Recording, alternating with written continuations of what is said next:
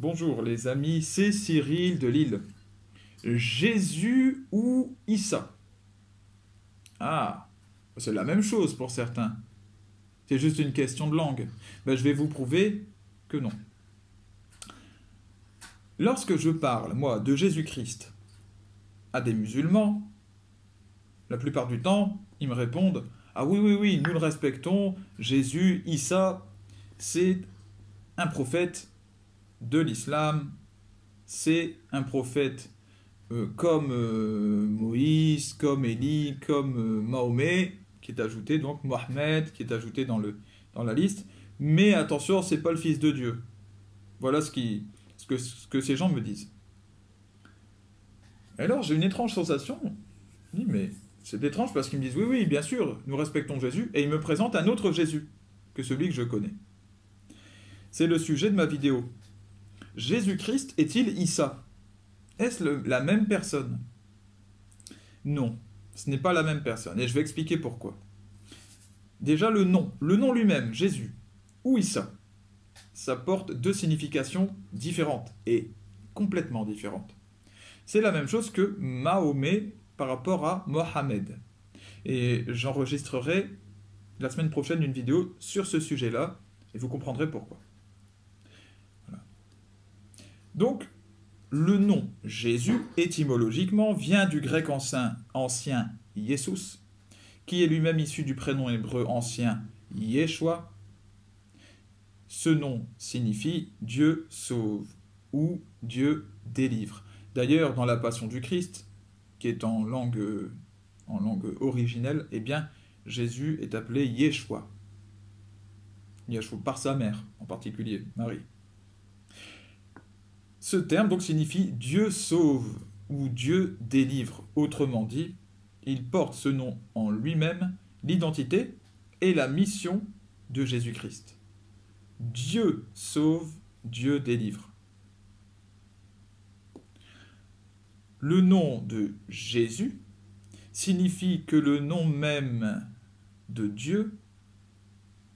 Alors là, je lis le catéchisme de l'Église catholique, qui est un petit peu, si vous voulez, l'encyclopédie des dogmes de l'Église.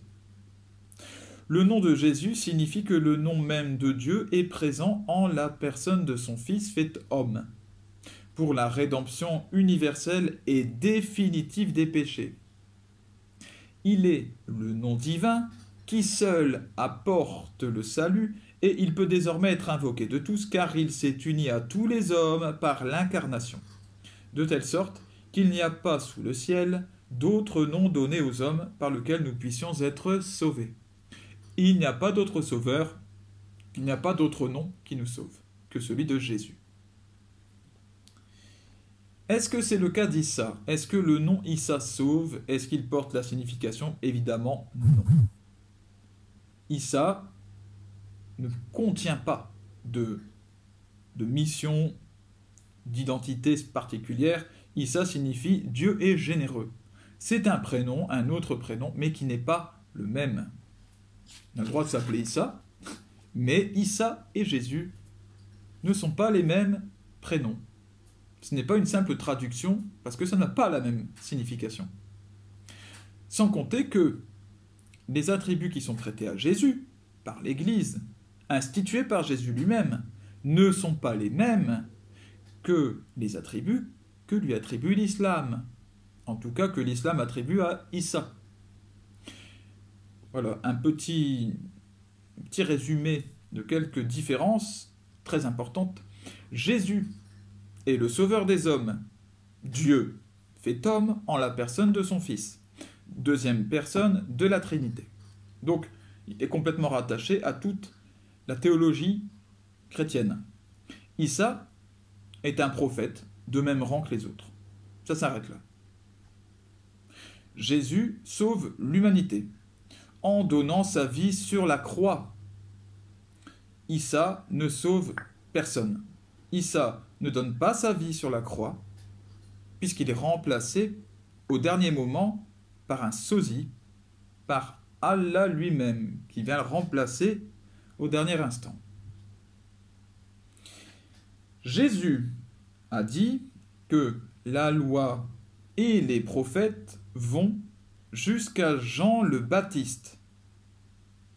Depuis le royaume de Dieu est annoncé. C'est ce qu'a dit Jésus, c'est dans l'Évangile selon saint Luc, chapitre 16, versets 14 à 18. Vous trouvez ce passage dans cette partie-là. Moi, je mets le contexte avec, donc vous pouvez tout lire. Je répète ce qu'a dit Jésus. La loi et les prophètes vont jusqu'à Jean le Baptiste. Ça veut dire que Mahomet n'est pas un prophète. N'est pas un prophète qui mène à Jésus. Il n'est pas un prophète reconnu par le Christ, puisque les prophètes vont, l'ordre des grands prophètes, va jusqu'à Jean le Baptiste. Celui qui a annoncé l'arrivée de Jésus-Christ, qui est le sommet de tout, qui est le règne de Dieu qui est venu jusqu'à nous. Et donc, dit-il, depuis le royaume de Dieu est annoncé. Nous sommes dans ce qu'on appelle les derniers temps. Issa, lui, parallèlement, il est présenté comme musulman, donc soumis au modèle suprême qui est Mahomet. Puisqu'un musulman a comme modèle Mahomet. À moins qu'on m'explique que je raconte n'importe quoi, que je ne connais pas l'islam. À ce moment-là, vous pouvez me le dire en commentaire. Hein. Mais selon toute logique, vraisemblance, Mahomet est le modèle suprême du musulman. Un musulman doit chercher à faire correspondre sa vie à celle de Mahomet pour espérer plaire à Allah. Donc, Issa, puisqu'il est présenté comme musulman, a donc été lui aussi soumis au modèle qui est Mahomet. Ou en tout cas, puisque lui-même n'est pas le modèle, Issa, mais que Mahomet l'est, alors Issa est inférieur, présenté comme un modèle inférieur. Issa, en conclusion de tout ce que j'ai dit, c'est une version en réalité amoindrie et même déformée du Jésus chrétien. Ils sont clairement différents. C'est un petit peu comme le Père Noël chrétien et son origine qui est Saint Nicolas, qui est encore fêté en Belgique et dans quelques coins de France. Voilà. C'est un petit peu la même chose.